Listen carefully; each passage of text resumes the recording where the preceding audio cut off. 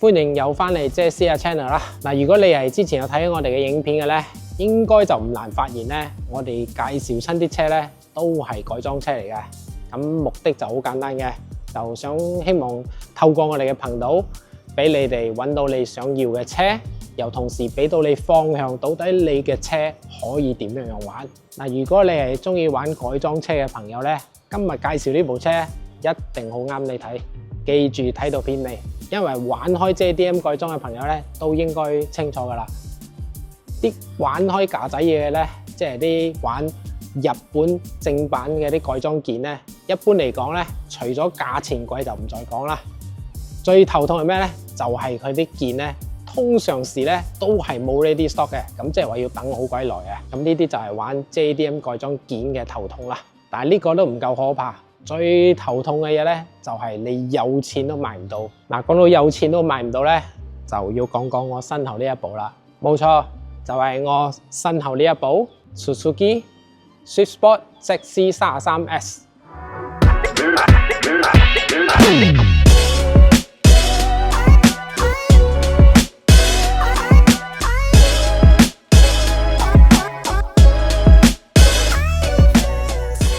嗱，如果你係 Suzuki 嘅發燒友咧，抑或是你有留意開呢部車嘅咧，你應該都知道一個改裝品牌係咩嚟嘅咧？就係 Monster Sport， 來自日本嘅呢個品牌啦。咁就譬如話，就好似我哋玩開本田咁咧，就好中意嘅牌子咧，就係Mugen啊嘛。咁如果你講 Honda 係最中意嘅牌子係Mugen嚟講咧，咁 Suzuki 咧，尤其是呢部 Swift Sport 咧，係打從 ZC31至到而家33咧，即係都已經經過2-3代咧，佢都係針對佢呢啲車款咧，係不停咁推出啲改裝件嘅。有錢都買唔到嘅嘢，點解咁講咧？點解啲嘢推出咗又唔發售嘅咧？咁即係話可能就係 prototype 啦。咁呢部車咧，相信應該咧就非官方統計啦。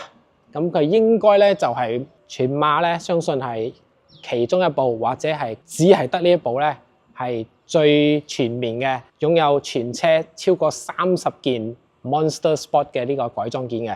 嗱，其實你打開佢官網咧，你都可以發現嘅，其實啲件咧大部分咧都係揾唔到嘅。當然啦，我陣間咧係會再 share 一 share 嗰個成個呢個改裝嘅 list 出嚟俾大家見一見，到底 Monster Sport喺呢架車淨係講呢個牌子嘅話，佢到底有啲咩改裝件啦？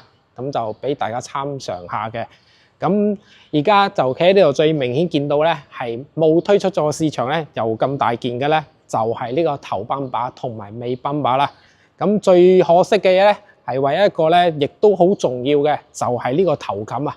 因為其實 Monster Sport 咧係有一個碳纖嘅頭冚做俾呢架車款嘅，咁就好可惜呢架車人冇啦。不過我講呢啲嘢之前咧，先要補充下，到底點解講冇推出市場？咁身旁呢部 ZC33S 又點能夠有呢啲咁嘅改裝件嘅咧？據車主俾我知咧，件事係咁嘅，因為佢咧係雖然冇推出市場，但係咧你唯一嘅途徑咧就係直接係幫呢個架仔咧，即係呢個 Monster Sport 隻 band 嗰度咧，成架車幫佢購買過嚟。咁相信呢一部咧，就係佢哋嘅展示車，即係佢哋嘅 display car 啦。好，其實今日呢部 Suzuki Swift ZC33S 咧，正話提到嘅 Monster Sport 之餘咧，其實佢啲改裝件咧係都幾足料下嘅。咁大家喺個 mod list 嗰度可以發現咧，除咗 Monster Sport 呢個主題嘅嘢嘅成車超過30件咁多嘅改裝件之外咧，你都可以睇到仲有其他品牌嘅，譬如話係有 HKS 嘅品牌啦。咁就仲有另外咧 G-Rady 啦，跟住咧都有埋其他啲剎車啊啲一啊，總之一概講晒啦。佢就係動力、操控各方面就係底盤、冷卻同埋成個外觀，以至到 interior 咧嗰個籠咧都完全係徹底搞掂晒㗎啦。咁就一一去俾大家睇睇啦。嗱，呢部車咧，我成日都講啦，可以叫做係咁樣去分嘅。呢部車咧已經進行咗 turbo 嘅改裝㗎啦，咁即係話我哋就稱之為 stage 3嘅改裝啦。咁 stage 3即係話 turbo 就改咗啦，咁就需要彈開個頭冚睇睇。嗱，彈開個頭冚咧，第一件事咧，最搶眼嘅咧就係呢個來自 Monster Sport 嘅呢個 intake 嘅，係直接咧成個都係碳纖嘅呢個成個管道咧，係將呢個生風咧直接從呢度咧啜入去，咁樣就可以唔會啜入嗰啲熱風啦。呢個都好緊要嘅。咁 Turbo 咧就係用咗都係呢個 Monster Sport K200嘅呢個series 嘅呢個 Turbo upgrade 啦。好，連埋嗰個 ECU 咧都係用咗呢個 Monster Sport 嘅 ECU N1B 啦。咁另外咧，正話有提到啦嘛，係用除咗 Monster Sport 之外咧，佢又有用到係呢個 HKS 嘅品牌嘅嘢噶啦。咁係啲乜嘢嚟嘅咧？就係呢個分批同埋兜批咧，同埋包括呢個冷卻咧，係揀咗 HKS 嘅品牌嘅。咁就另外 G-Lady 咧，就係佢都係冷卻嘅嘢啦，就係有佢嘅 intercooler 咧，同埋佢嘅呢個 aluminium 嘅 intake pipe，同埋佢嘅呢個水櫃啦 ，aluminium 水櫃 radiator， 仲有佢嘅呢個 blow-off valve 咧，都係來自呢個 G-Lady 嘅呢個品牌嘅。好，講佢底盤之前咧，先講呢個 tiling 啦。呢個 tiling 咧就選用咗係呢個17寸嘅前8遮半，後就7遮半嘅呢個Stagger 嘅 setup， 咁樣就選用咗嘅胎咧就係呢個 RE71RS 嘅神胎啦。咁樣佢嘅闊度咧亦都係唔同嘅，前邊咧係揀用咗呢個係2354017，咁樣後邊咧就用咗呢個2154017嘅 setup 啦。咁呢個配置咧都係啱嘅，因為畢竟咧係頭濕車嚟噶嘛。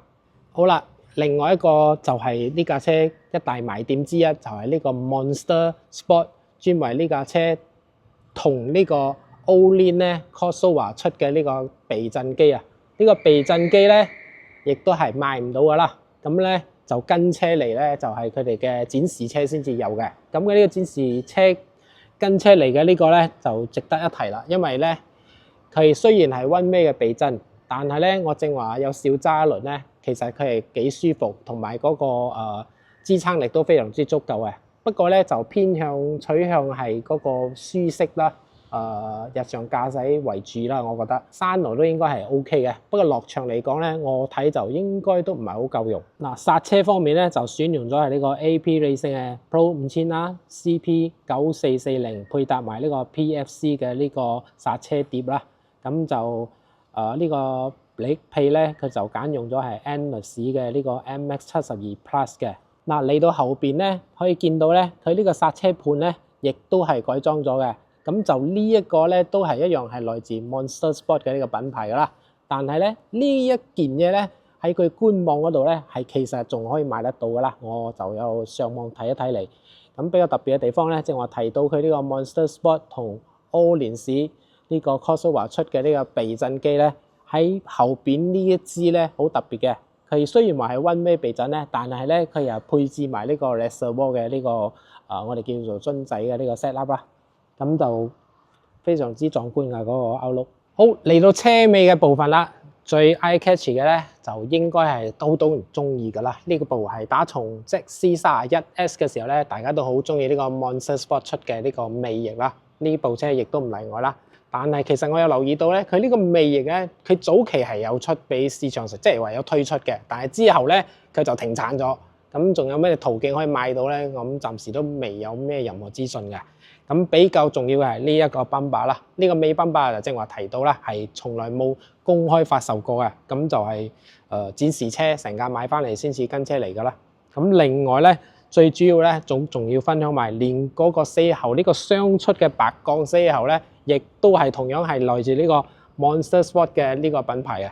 好啦，話咁快啊，嚟到呢個籠呢一 part 啦。咁淨係個籠啊，喺嗰個 list 度咧，你見到有超過20件嘅，即係其實係有乜嘢咧？咁第一件事咧，最明顯咧就見到呢個係改咗呢個摩摩嘅軚環啦，咁就配合咗呢個 Workspell 嘅呢個 SRC kit， 就配合咗呢個 Workspell 嘅 XRD kit， 咁就可以換呢個軚環啦。好，另外咧，淨係講 Monster Sport 嘅嘢咧，仲有包括係有咩咧？正話提到係有波的啦，咁咧都仲有埋佢呢個 Tripper 嘅呢個3環表嘅呢個數據表嘅呢個casing啦。同呢個 H 呢度咧都係呢個 Monster 嘅呢個 casing 嚟嘅。咁嗰個錶咧，即係話係有 boost meter 啦，有呢個水溫油溫錶啦，都係來自呢個 Davey 嘅品牌啦。另外仲有呢個 Monster 嘅 Sport Pedal Cover 同埋呢個 Sport Footrest、Floor Mat 同埋呢個 Luggage Mat 咧，即係喺後車廂嗰度咧，全部都一次過上晒呢個 Monster Sport 嘅呢個品牌噶啦已經。咁連埋張凳咧都已經改裝咗啦，就唔係原廠噶啦，咁就選用咗係呢個 Recaro 嘅 XR7 啦。咁佢呢個就大致上係咁啦。好，關於呢架車嘅改裝一件一件都大概 walk around 俾大家睇咗啦。咁就係時候咧總結下到底我對呢架車嘅一啲睇法啦。因為不瞞大家，今日我有機會試到呢架車咧，其實咧我都想俾自己試下睇到底自己會唔會真係都好中意上呢架車啦。咁首先講佢賣點係咩啦？因為佢嘅賣點，我個人覺得咧最出色嘅一個賣點咧就係先天條件夠好啊。第一，車價平，容易入手啦。第二，最緊要係咩啊？改裝潛能又夠大。點解咁講咧？因為個車重先至係重點啊！車重只係僅有嘅970公斤，970公斤連1噸都唔過嘅車咧，仲要孭埋呢個 Turbo 210匹嘅馬力，310嘅牛頓米嚟講咧，係可想而知係幾咁快啦。咁樣除咗數據上好漂亮之外咧，其實呢部車冇睇佢細部，落到塞邦賽車場咧，佢都有個非常之亮眼嘅成績㗎。咁講咗咁多，到底我會唔會入手呢架車咧？就一齊試一試車先講啦。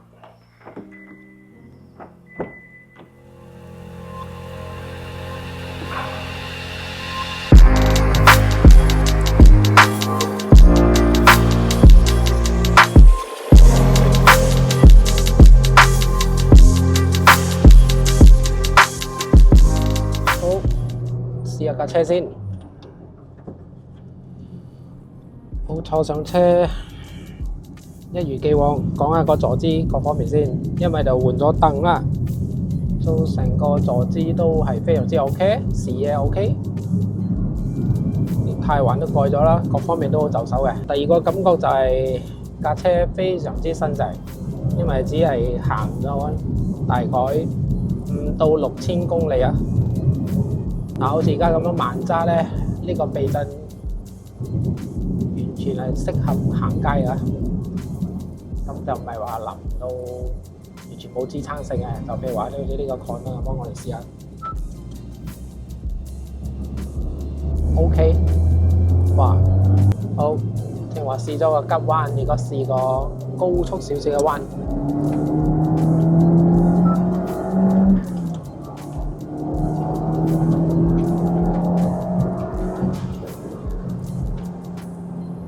OK， 支撐係有少少個 body roll 係有少少嘅 ，so far OK。不過其實咧，正話我哋攞車嗰陣咧都有發覺到噶啦。呢個避震咧有一點咧係少少可惜嘅，因為佢只能夠做調校咧係軟硬可以啦，咁就反而咧高低咧就係得前邊咧係調得到嘅啫，反而後邊咧就高低嗰方面咧係調校唔到嘅。所以架車嘅成個 set up 咧係比較耷頭嗰挺嚟嘅。嗱，由於架車咧始終都係比較細嘅 CC 車啦，1.4個公升，即使係換咗 Stage 2、Stage 3啦，已經係換咗 Turbo 啦嘛。對上我哋試咗個 Mini 嘅 GP 啦，嗰部車咧就改咗呢個 AP Racing 嘅呢個剎車啦。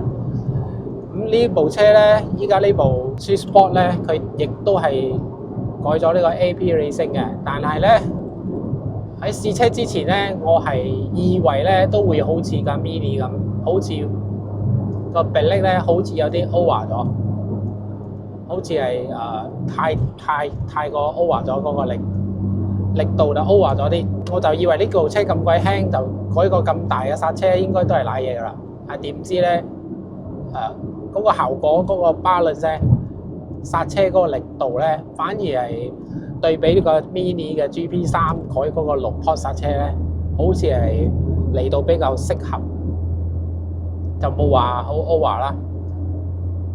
我覺得改呢個剎車係非常之 OK。佢嘅動力嘅輸出咧，我想講嗰個 power bank， 因為即使係做咗 Stage 3嘅改裝都好啦，佢嘅 power bank 咧係喺一個區域嘅啫，佢就唔係成段咧都係個發力點都好足夠嘅，佢係特別係喺2000幾轉打後咧，嗰個力咧就嚟得好快，好早就嚟 boost 噶啦。咁都順便補充下啦，據原裝車嚟講咧，如果原裝車嘅 boost 咧係1.1個巴左右嘅啫。咁依家佢就提升咗 turbo upgrade 啦，咁就嗰個 boost 咧係去到1.5個巴嘅。所以咧，佢嗰個力輸出嘅力咧係嗰個大致上喺2000幾轉打後咧，佢就接近離晒噶啦。咁就因為架車咧始終係細 CC 啦，咁佢就大概喺成6000轉左右咧，就卡油噶啦。咁就所以咧，我哋就唔可以超過6000轉啦。So before that 就要轉波啦。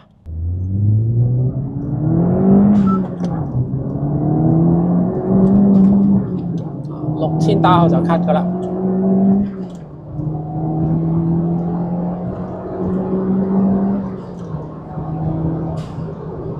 即使係200匹咧，嗰個出彎嘅佢嘅能力非常之出色。嗱，架車咧，淨係講個扭力都超過30個牛頓米啦。對比一個只係唔超過1噸重嘅車咧，個推背感咧係絕對係有嘅。最後就講呢架車嘅呢個避震 set up 啦。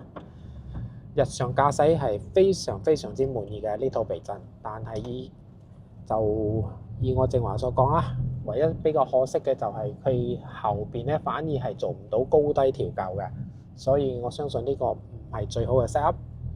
但係呢刻我覺得佢都係屬於比較中性嘅嗰種避震機嚟嘅，咁就比較適合於喺日常駕駛，有兼顧到上山嘅一啲比較激烈啲嘅駕駛係 OK 嘅。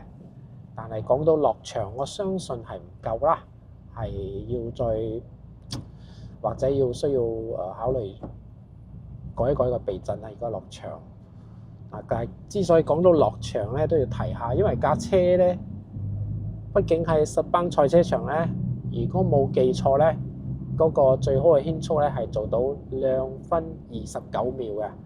要知道2分29秒咧，呢個時間咧大概咧就係本田嘅 FD2R 嘅時間嚟嘅。咁一部咁嘅細嘅辣椒仔，竟然做到咁嘅時間咧，坦白講係非常之驚訝嘅。咁就以我而家咁樣揸過呢部車，你問我係咪架車係真係可以好適合喺實班呢種咁嘅賽車場發揮到嘅咧？因為畢竟高速嚟講，我相信未必係呢架車嘅強項啦，亦都係好值得想去實班賽車場。如果有機會嘅話，真係想一試，到底佢喺嗰個賽車場嗰度嘅表現又係如何嘅咧？係啦，咁樣就講咗啦。改裝潛能咁大，車重又咁輕，操控又好，落場又快，走山路又一流，價錢又平。你話想整部嚟玩下咧，你想玩落場又得，日常駕駛又得。好啦，講到部車咁犀利又咁好玩，唔知有冇打動到你咧？如果有嘅話，你不妨去市場上睇下呢部車到底要幾多錢啦。正話都講到啦嘛，部車咧就容易入手啦。咁就我個人覺得咧，特別適合啱出嚟市場，咁就頭一次想揾部叫做有性能嘅車嚟玩下。咁到底要幾多錢嘅咧？呢部車今時今日補充下先，因為部車咧係打從2017年咧就推出市場噶啦。咁即係話，如果你揾二手盤咧，你揾啲咁舊年代嘅咧，即係話2017年甚至乎2018年呢啲咧，我相信咧係唔過8千咧，唔使100千咧就一定係揾得到噶啦，甚至乎可能就已經有一定程度上去改裝噶啦。咁如果你係想揾部喺日本直接運入一部嘅話，你就冇辦法，一定要揾水貨啦。咁就最平都要揾到2020年或者係2021年啦。咁呢一個年份嘅車，我哋唔講啲米數特別高嘅啦，就攞個中間嚟計咧。average 咧個價位應該係位於喺110千馬幣左近啦。咁嗰啲車通常嚟講咧，一般咧都係冇改裝嘅。咁就係啦，要逐件嚟到去自己改啦。嗱，如果你係想揾部2020年或者係2021年嘅水貨車咧，正話講咗啦，係大概喺100-1000左右啦。但係咧呢個年份嘅車咧，一般嚟講咧個米數咧就會高少少啦。你想揾個米數低嘅咧，係要啲時間去抄啦。咁如果你想揾個米數低嘅咧，你就可能要多 up 少少你嘅 budget咧，就去揾啲2022年甚至乎2023年嘅版本啦。因為呢架車推出至2017年到今日咧，都依然係推出緊嘅。咁啲盤咧都幾多下嘅。但係咧，我有留意開咧，你想揾部好似呢一部咁多改裝件嘅咧，就唔係咁容易啦。今日條片咧就分享到呢度啦。如果你中意呢條片嘅咧，就 like 一 like 呢條片 ，subscribe 我哋 channel 啦。嚟緊我哋都會繼續分享市場上到底有啲咩車咧係好值得我哋期待同埋分享俾大家知嘅。